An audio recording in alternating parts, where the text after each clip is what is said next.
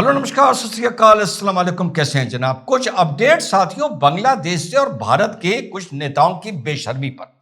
बांग्लादेश से बड़ा अपडेट यह आ रहा है कि साफ बोला गया है कि शेख हसीना की तरह यूनुस तुझे भी बांग्लादेश से धक्के मार के निकाला जाएगा या शेख हसीना की तरह तू भाग कर जाएगा।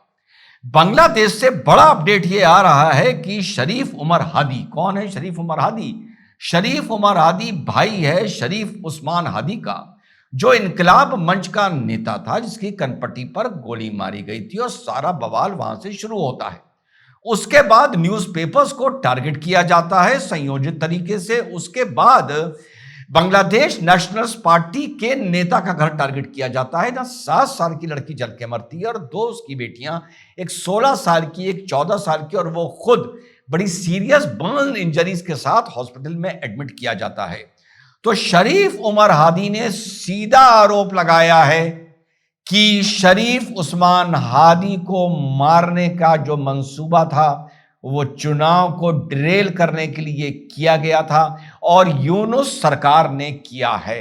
साथियों, इस पूरी घटनाक्रम में अगर हम चंद्रदास की वो निर्मम हत्या की घटना छोड़ दें, जिसके बारे में भी अब ये चीज साफ हो गई है कि फैक्ट्री की इंटरनल डिस्प्यूट था, प्रोडक्शन टारगेट को लेके, ओवरटाइम को लेके, वर्किंग कंडीशन को लेके, बेनिफिट्स को लेके, और इसको प्रमोशन मिलने वाला था, जिसके चलते कुछ लोग इससे चिढ़ रहे थे।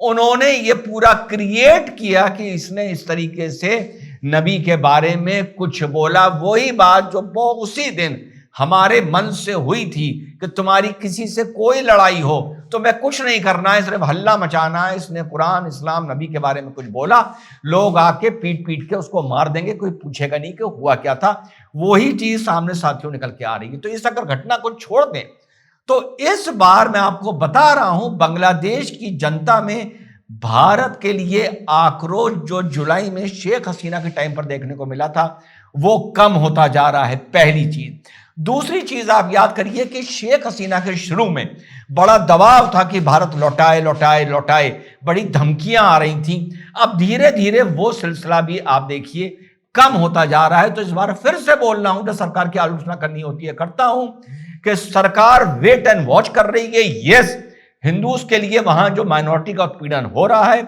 उसके लिए बोलना चाहिए, पोस्टरिंग करनी चाहिए, लेकिन इतनी पोस्टरिंग नहीं करनी चाहिए जैसा कल मैंने बताया था कि सारा विवाद एंटी इंडिया केंद्रित हो जाए।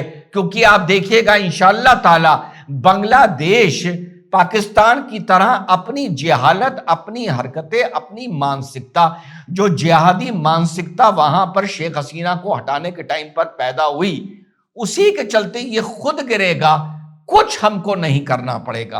तो साहब शरीफ उमर हादी ने साफ कहा है, you had Usman Hadi killed to derail polls. ये भी हम लोगों की बात हो चुकी थी कि फरवरी से पहले ये जो हो रहा है ये सिर्फ पोल्स के नजरिए से हो रहा है। और साथ में इस हत्या को तारिक रहमान, जो बांग्लादेश नेशनल्स पार्टी का वर्किंग चेयरमैन है, खालिदा जिया का बेटा, 17 साल बाद साथियों वो वापस बांग्लादेश अपनी किस्मत आजमाने आ रहा है। और रिपोर्ट्स ये बता रही हैं कि बांग्लादेश नेशनल्स पार्टी के साथ जो इनकलाब मंच था उसका गठबंधन होने जा रहा था या कोई बात चल रही थी। अब साहब, days after Bangladesh student leader Sharif Usman Hadi died after being shot in the head in Dhaka. His brother has accused a section within the Muhammad Yunus-led interim government for orchestrating the assassination to derail the upcoming elections. Usman Hadi's brother Sharif Umar targeted the government at protest gathering in Shahbag in Dhaka. You had Usman Hadi killed and now you are trying to foil the elections by using this as an issue, bringing the massive charge against the interim government. Ensure a speedy trial. If justice to Usman Hadi is not delivered, you too will be compelled to free Bangladesh one day, he said, apparently referring to Sheikh Hasina. तो ये साथियों सीधा सीधा आरोप लगा है यूनुस की सरकार पर। और यूनुस ने कहा था कि मारने वाले भारत में छुपा दिए गए हैं।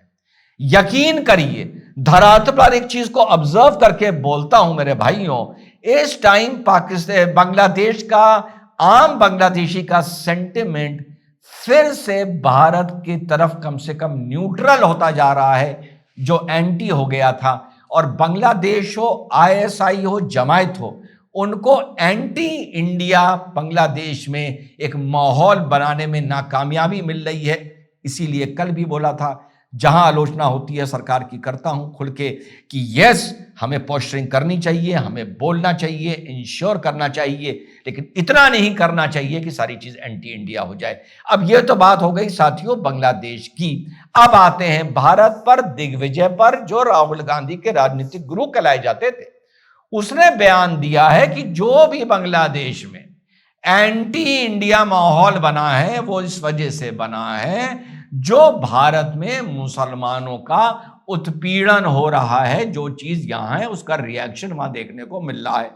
इसी एक्शन और रिएक्शन पर डिबेट था न्यूज 18 पर। प्रफुल्ल, नया आदमी कांग्रेस का मिल गया जो एक्शन और रिएक्शन को जस्टिफाई कर रहा था। तो जरा सुन लीजिए उसको कैसे मैंने छीला, सुनिए। शुक्रिया, जय हिंद, वंदे मातरम।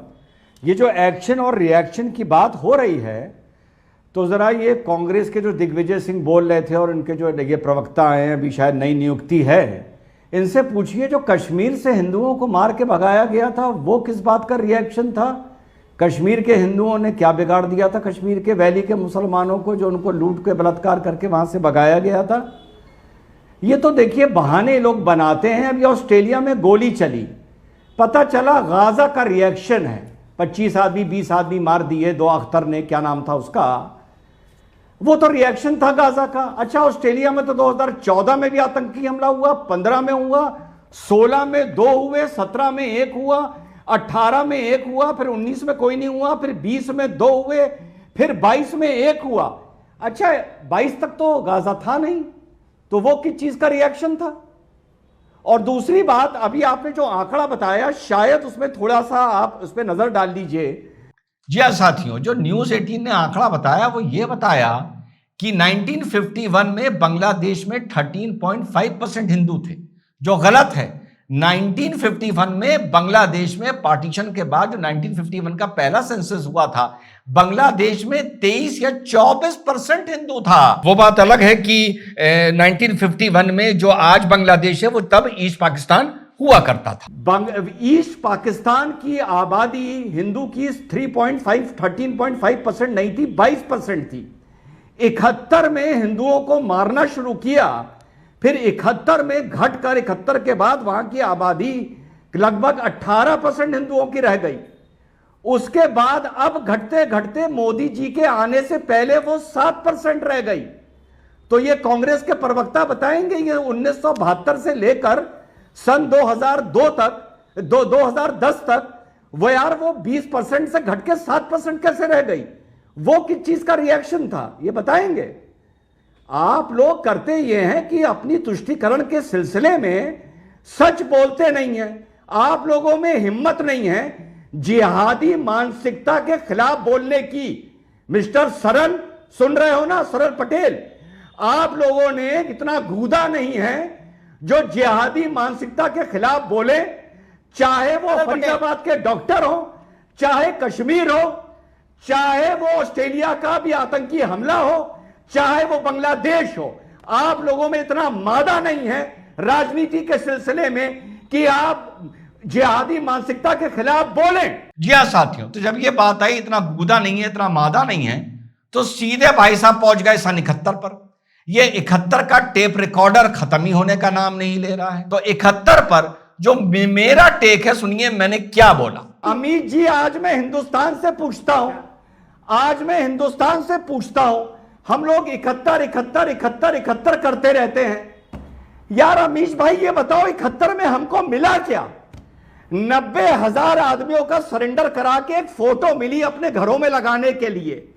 आपने सिलीगुड़ी कॉरिडोर को इतना पतला छोड़ दिया 71 के बाद कि आज तक वो परेशानी है वहां पर।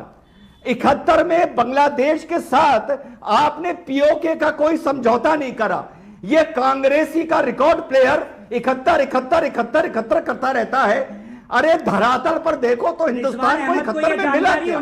कुछ नहीं मिला। कश्मीर का इश्यू पाकिस्तान के साथ है, बांग्लादेश के साथ नहीं भाई। अब आप इस आदमी का आईक्यू देख लीजिए। जब मैं कह रहा हूं कि बांग्लादेश 71 को लेके इंदिरा जी को पीओके का कोई सेटलमेंट करना चाहिए था, तो कह रहा है वो तो पाकिस्तान के साथ है, यहां बात बांग्लादेश की हो रही है। अरे बेवकूफ, 71 तक बांग्लादेश भी पाकिस्तान का हिस्सा था, जब वहां पे 94,000 उनके सैनिक सरेंडर कराए जा रहे थे, तो उस टाइम इंदिरा जी को पीओके को लेकर कुछ करना चाहिए था, कोई बार्टर सिस्टम, कोई डील करनी चाहिए थी, क्योंकि कटने के बाद ईस्ट पाकिस्तान फंस चुका था।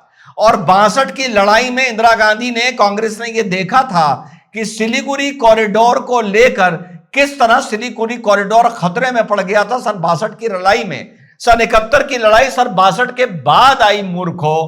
तो वो एक मौका था कि जब बांग्लादेश कटकर तैयार हो रहा था, तो सिलीगुड़ी कॉरिडोर को कम से कम 50-100 किलोमीटर का कर लेना चाहिए था, जो कांग्रेस ने नहीं किया। और जो दूसरे आदमी के कनपट्टी पर गोली लगी है मुतालिब की, उसका भी भारत से कोई कनेक्शन निकल के नहीं आ रहा है। वो अपनी ही कोई गंद की दुकान चला रहा था, वो ड्रग्स, लड़की, फलाना, धमाका, रेप पार्टी, पता नहीं क्या क्या, वो एक निकल के आ रहा है। तो फिर बता दूं, भारत के खिलाफ बांग्लादेश में सेंटिमेंट फिर से न्यूट्रल होता जा रहा है और बहुत जल्दी फेवरेबल भी हो सकता है। पनपने वाली जिहादी मानसिकता के चलते बहुत जल्दी बांग्लादेश खुद ब खुद बर्बाद होगा। जय हिंद, वंदे मातरम, खुदा हाफिज।